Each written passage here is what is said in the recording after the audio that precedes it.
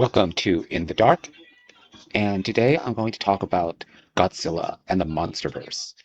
Godzilla first appeared on film in 1954 when Toho Studios released the film amid reactions to nuclear testing and the aftermath of the atomic weapons used in Japan. The film served as a symbol of nuclear devastation. There were scenes in the film that were meant to reference real-life incidents during the attack on Japan using atomic weapons. Over time, Godzilla became less of a destructive force and more heroic. Toho Studios released a slew of movies in the 1960s that were very entertaining, like Godzilla versus Megalon, Destroy All Monsters, just to name a few. There were so many, Mothra, Rodan, many side stories as well to Godzilla, and the list goes on and on. It was a lot of fun watching those films.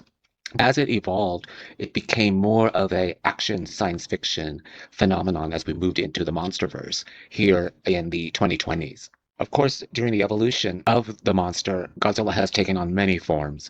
Different animal depicted in the 1950s, what we see today. In fact, there's been several iterations of Godzilla throughout the history of film, and some of it really worked. Most of it worked. Just really one didn't work, but we won't talk about that. We're going to talk about what worked today. Of course, Godzilla's massive size, distinctive roar, and atomic breath have remained consistent throughout the evolution of the monster. By the time the 2014 rebirth of Godzilla was released, CGI replaced original practical effects that we look back on fondly, with the man in the Godzilla suit fighting off another man in a monster suit. And that was quite entertaining, but the CGI special effects that remain today are stunning, and the visuals do lend to making this film and these movies work. An interesting fact is that it was King of the Monsters that inspired the way Steven Spielberg filmed Jurassic Park. In the evolution of the film, starting with the Showa era, that gave us Godzilla and several other films. And then we had the Heisei era, which in 1984 brought Godzilla back.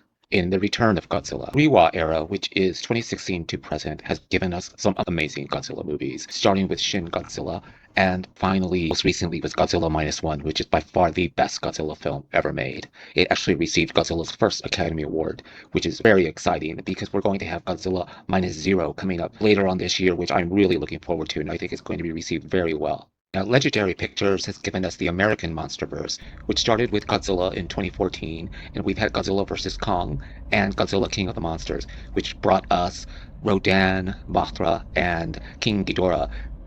And it was really exciting, one of my favorite Godzilla films. In 2026, and Godzilla has found its way onto the streamers with Monarch Legacy of Monsters, which just ended its second season, and I'm really looking forward to the third season. It has been tied to the MonsterVerse, Godzilla X Kong, The New Empire in 2024, which is lending to the upcoming 2027 Godzilla X Kong Supernova. A lot of people think this is going to be a Destroy All Monsters type scenario. I don't care what it is. It's going to be another Godzilla movie, and I'm going to be there. The Godzilla franchise is the longest running film series in history.